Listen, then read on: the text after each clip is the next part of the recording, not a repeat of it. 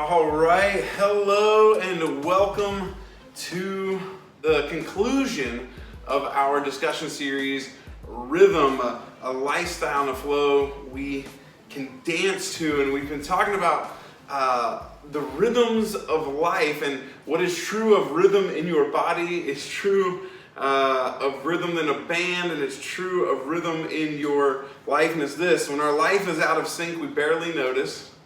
When our life is in sync, we barely notice, but a life out of rhythm is noticed by everyone. Just like if you're a bad dancer, it's really hard to hide if you're trying to dance. And many of us, through the shutdowns and pandemics and just all the things that are going on in life that are so different and weird, we have maybe gotten out of rhythm. Maybe our daily routines cost us some regular life rhythms at the deepest levels of who we are. And so I thought it'd be good to have this discussion, and it seems like it's been a very helpful, relevant discussion for all of us, and I know that today is going to be no exception. So I'm so glad that you're here today to talk about this with us. So we started off the entire series by looking at part of a letter that Paul, one of the first missionaries and church planters, that he wrote to a church in a city called Ephesus. And here's what he told them. He said, "Imitate God, therefore." So based on everything I just said, imitate God in everything you do. Imagine that. That's a lofty goal, right? Imitate God in everything you do, because you are his dear children. So like a child imitates their parents, you do the same thing. Live a life filled with love, following the example of Christ. He loved us and offered himself as a sacrifice for us, a pleasing aroma to God. And we said that throughout this entire series, the overarching idea that we're discussing is this: the life-giving rhythm of life is love. As we say, to imitate God, right, by living a life filled with love. And I think that when we love correctly and we are loved well, it tends to give life to everything that we do. And like Jesus said, when asked what's most important, most of us are familiar with the fact that he said to love God with your whole self and to love your neighbor as yourself. And so that's what we've been looking at. In week one, we looked at what it means to have a loving relationship with God, a life-giving rhythm of trust with God. And we said divine joy is experienced through divine relationship. And developing a rhythm of love and a relationship with God means developing a rhythm of trust. And that there's no real relationship without trust. And our connection to God is relational. And there's an element of trust there. And so I hope that you've been able to find ways to develop a rhythm of trusting God in uncertain times. And then last week we said this. We started off last week by saying most people consider themselves to be kind because they don't consider themselves to be mean. But we said that these aren't the only two options, and that if we're honest with ourselves, most of us actually maybe struggle with kindness. And we said this: that kindness is hands-on, active participation in the life-giving love of our neighbor. We looked at a story where there were multiple characters. There were the people that were mean, who left a man for dead in a ditch, and there was a person who was kind, the Good Samaritan, as most of us are familiar with. But there were other people that passed by this person who could have been neighborly, who could have shown kindness, and instead they showed indifference. And we looked at the fact that kindness is this active participation in the life-giving love of our neighbor, going to our neighbor who is anyone I meet, whose need I can meet, who is everybody always has a need, and we can be there for them and actively pursuing that. And so if we're looking at this idea that Jesus talked about of loving God with your whole self and loving your neighbor as yourself, loving your neighbor as yourself tends to include and assume self-love, right? The idea that you do love yourself, but we know that this is sometimes a struggle, right? To care for ourselves well. Some of us maybe are the type of person that goes to needs when we see them, but we struggle identifying our own needs and allowing people to help us, right, in caring for ourselves. Some of us struggle knowing and articulating what it is that we really need. And so I want to talk about this idea of loving ourselves and what it actually can look like in some practical steps. Today's talk is going to be so practical, and I think our discussions are going to land in such a practical way as to help all of us care for ourselves better. But there's a few things to understand. First off, it's a struggle to love our neighbor as ourselves if we've been taught that loving ourselves is wrong. I kind of want to just put this out there first, because I know oftentimes in church world or in spiritual world or in religious talk, the idea is that we're not supposed to love ourselves, that we only love others, and that we're bad, like our bodies are bad and our self is bad, and so we end up kind of like diminishing ourselves. And I've found that the people who hate on themselves the most don't also love others very well.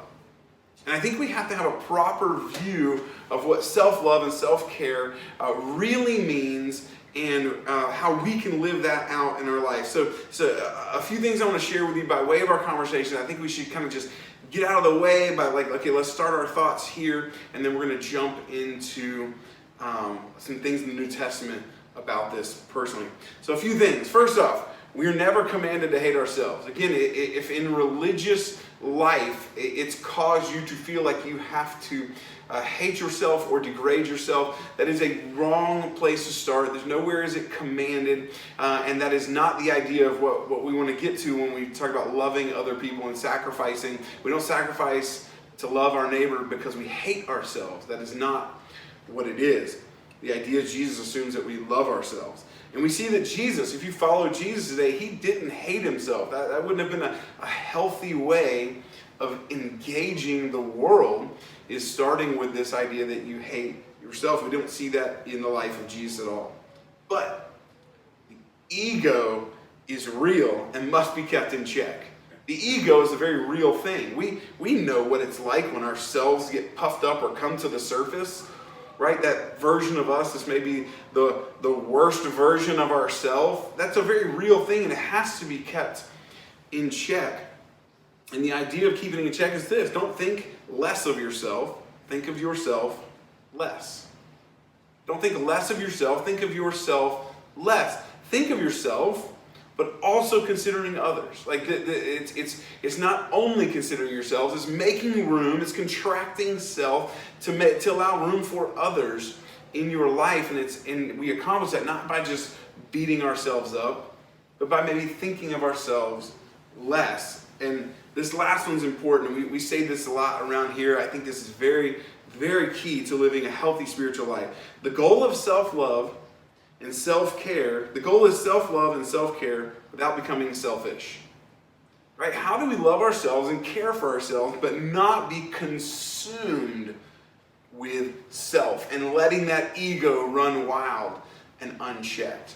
So the goal is self-care and self-love without becoming selfish. And that's really kind of how I want to start today's talk and our understanding of what it means to love ourselves. So let's jump into, we're gonna jump into a letter that Paul, that he wrote to a different church. And this church he had never actually been to. He didn't start this church.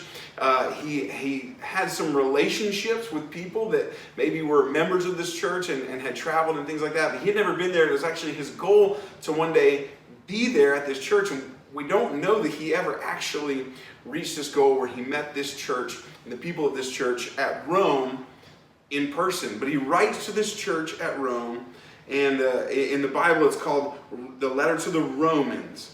And he, in the first 11 chapters as it's broken up in our New Testament, the first part of the letter, he gives them really an explanation of this hope in Jesus Christ and kind of where the world was and where we are now because of God. It's deeply theological and definitely reaches down to the depths of who we are spiritually and our interactions and relationship with God. And then he gets to this super practical section where the rest of this is going to be about how they interact with the world and with each other as the church. And he starts this next part off. He says, and so, based on what we just read, dear brothers and sisters, I plead with you to give your bodies to God because of all he has done for you. Let them be a living and holy sacrifice, the kind he will find acceptable. So we see here like the body's not a bad thing, but it is something that needs to be sacrificed, right? There maybe are desires in our body that we need to sacrifice as an offering to God. Look what he says about this physical sacrifice of using our bodies for God. He says, this is truly the way to worship him. So some translations will say this is your spiritual service of worship. So we have the body being sacrificed, its desires, and that this is actually a spiritual act. This is worship. It's the idea that you begin to reflect God rather than self, right? You begin to reflect the nature of Jesus the Christ over yourself because you sacrifice the selfish desires that may be found in your physical body, and then you have this spiritual worship. And one of our core values here is wholehearted worship. We want people to live this way in all of their life. That we want your physical life to be a spiritual sacrifice to God. And then he goes on to say, don't copy the behavior and customs of this world, but let God transform you into a new person by changing the way you think. So now we have the mind, right? So we see this, we have the body, the spirit, and the mind. This is all going to be very important in how these work together. And this is all part of this transforming into this new person. And then look for the reason. It says there at the bottom, he says, then you will learn to know God's will for you, which is good and pleasing and perfect. So in this transformation that takes place, we'll begin to know what God wants for us. Now, a lot of times when we think of the will of God, we think of like that X marks the spot. Like, what's God's will for me in this job or in this relationship? Like, who's the person I'm supposed to marry? Or what's God's will for me? Do I take this job or this job? And we're looking for God's will in very specific things. And that's not a bad thing. But I think God's will is a little broader in what Paul is saying here. And there's also this really broad thing of God's will, which is all the things that God's doing, the works of God, the things that God did in creation and salvation, things that we have no interaction with. God is going to do them, and God is doing them in the world. And then there's the ways of God. And I think that's what Paul's talking about. You'll know the ways of God. You will transform into this person that understands the very way that God is. And we do this, again, through following Jesus. We're going to see here in a second. Because Jesus, he said he was the way, right? And I believe Jesus was the expression of the ways of God. So look what it says. It says, because of the privilege and authority God has given me. This is Paul right here talking. He said, I give each of you this warning. Right? So you imagine they're reading this at the church and they receive this letter and all the people there. He says, I'm going to give you this warning. You imagine that word warning probably perked people up, right? Oh, okay, I need to pay attention to what's said next. I think you should do the same for us as we read this. Look at this warning. Don't think you are better than you really are. Now, if someone were to tell you that, like face to face, they'd probably have to be someone that you're in really good relationship with, right? Or they'd have to say it in a letter, like Paul did, right? Don't think you're better than you really are. Be honest in your evaluation of yourselves, of your transformation, and where you are in that process. Measuring yourselves by the faith God has given us, or the standard of our faith. And what is the measurement, the standard of our faith? It is Jesus. So we measure ourselves honestly against this standard that is Jesus. And when we are transforming, how we do that, right, with this body, mind, spirit, is personal growth. And I think personal growth has a lot to do with how we love ourselves. We give ourselves space and grace to grow, to be more like Jesus, to be more understanding of the ways and the will of God. And so, today I want to kind of just point out a few things about personal growth. And first off, it includes a holistic recognition. We have to realize that our mind and our body and our spirit are connected to our person deeply.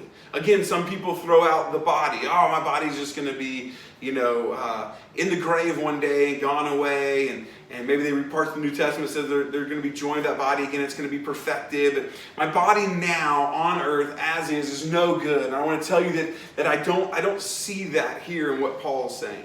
As a matter of fact, I see the opposite. So one of the things about the sacrificial system that the Jewish people had that we read about in the Hebrew scriptures was their goal was to bring their best sacrifice, the best thing that they had, to the altar. And it really convicted me several years ago when I went, you know what, my sacrifice isn't great. My physical body I had just not considered it as part of my spiritual, personal growth. I saw this disconnect between body and spirit. And at this moment, I went, well, if my sacrifice isn't any good, like, I need to get it better. I need a holistic approach. Like, mind and spirit are good, but if body's not, and for you, it may be different, right?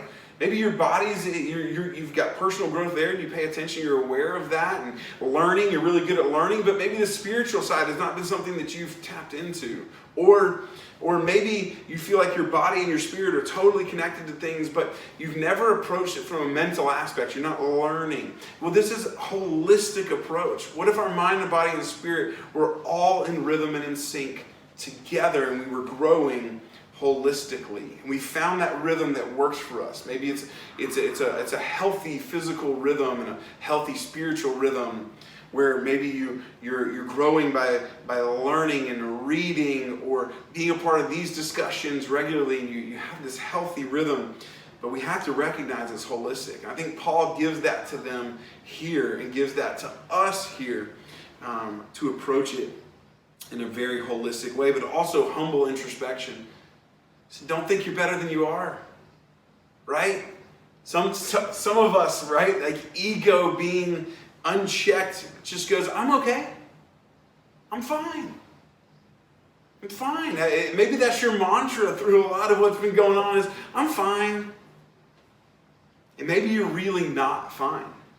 Physically, spiritually, mentally. Maybe you're not, and you need to find healthier rhythm. But it starts with looking at yourself and going, okay, self, my holistic self, how am I doing?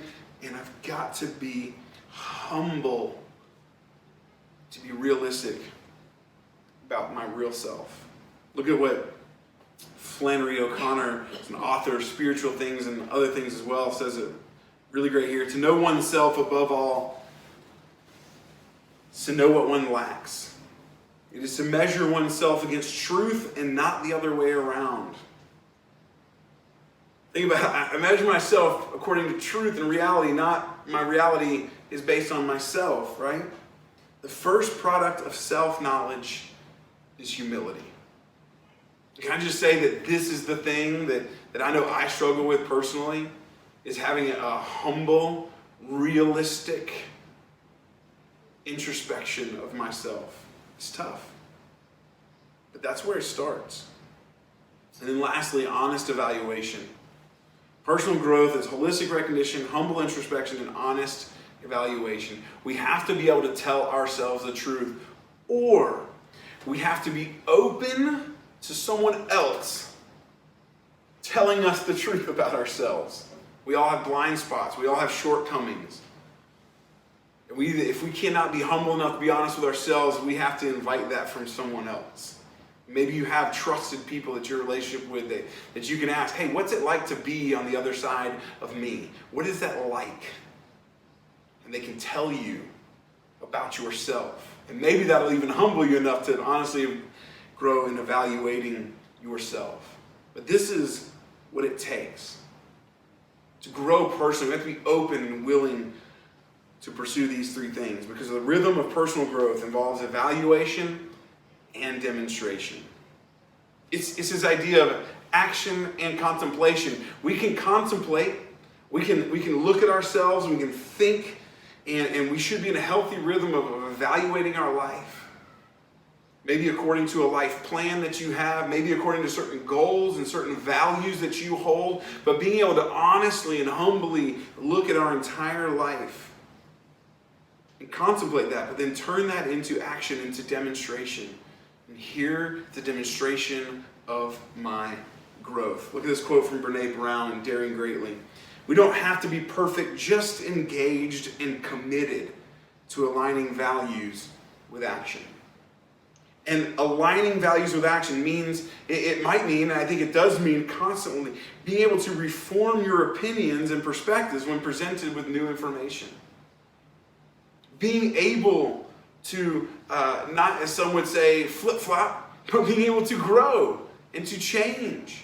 It's been one of the best things that I've ever done was try to be humble enough to evaluate myself and say, Jeremy, you've got to make changes. Here's new information, here's new understanding, and you need to grow.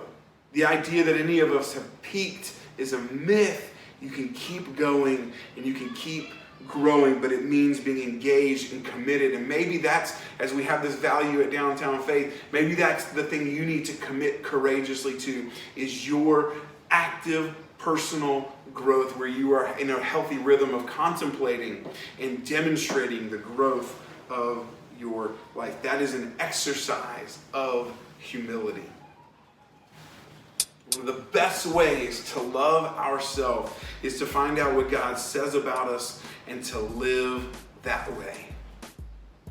How are we going to know what God says about us? Well, we allow Him to transform us, sacrificing our bodies as a spiritual form of worship and letting God renew our minds, taking this holistic approach that we can know the will of God, we can know the ways of God, and we can know what God thinks about us, and we can live that way. That might be life-changing for you.